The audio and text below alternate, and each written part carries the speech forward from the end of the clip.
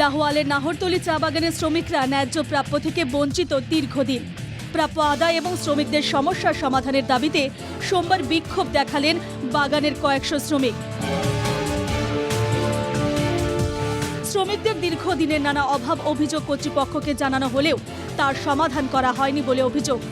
আজি আমার নাহরতলি চাহ বাগিচার ৩টা ডিভিজন নাহরতলি, কদমনি, পমাতলি দীর্ঘদিনৰ পৰা ধৰি আমাৰ শ্ৰমিকসকলৰ অভাৱ অভিযোগ আমি মেনেজাৰক বাৰম্বাৰ জনাই আহিছোঁ, কিন্তু তেখেতসকলে আলাপ আলোচনা কৰে, এগ্ৰিমেণ্ট কৰে, কিন্তু কাৰ্যকৰী ক্ষেত্ৰত কৰিবলৈ আমি দেখিবলৈ পোৱা নাই। শ্রমিকদের অভিযোগ, জাতীয় নানা প্রকল্পের জন্য বাগানের জমি অধিগ্রহণ করেছে সরকার, সেই মতো ক্ষতিপূরণও দিয়েছে, কিন্তু সেই ক্ষতিপূরণ মালিক পক্ষ নিজেরাই আত্মসাৎ করেছে। সঁচাকে এইটো এটা বৰ উদ্বেগজনক কথা।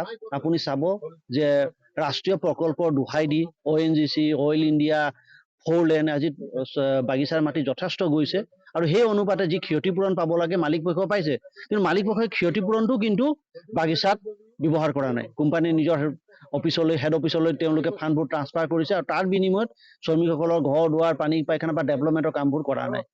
ফলে বাধ্য হয়ে আন্দোলনে নেমেছেন চা শ্রমিকরা। এদিন বিক্ষোভ কর্মসূচিতে শ্রমিকদের সঙ্গে অংশ নেন অসম চা মজদুর সংঘের কেন্দ্রীয় এবং ডিব্রুগড় শাখার বেশ কিছু কর্মকর্তা।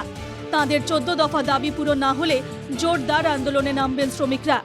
আজি এই অবস্থান ধর্মঘটৰ মাধ্যমেদি আজি আমি জনাব বিচাৰিছো বাগিচাৰ কৰ্তৃপক্ষক যে অনাগত সময়ত যদি আমাৰ এই 14 দফা দাবীক যদি কোনো সহায় নজনায়, আমাৰ 3 দিনীয়া এলানি আমাৰ অবস্থান ধৰ্মঘট কাৰ্যসূচী আমাৰ অনশন কাৰ্যসূচী হ'ব আৰু হয়তো প্ৰয়োজন সাপেক্ষে আমি বাগিচা বন্ধ আৰু আমি ডিসি কোর্ট ঘেরাও কাৰ্যসূচী আমি ল'বলৈ বাধ্য হ'ম। চা বাগান শ্রমিকদের ন্যায্য প্রাপ্য আদায়ের দাবিতে চলতি আন্দোলনে মালিক কর্তৃপক্ষের অবস্থান কি হবে সেটাই এখন দেখার। লাহোয়াল থেকে দিবাকর দত্তের রিপোর্ট, NKTV বাংলা।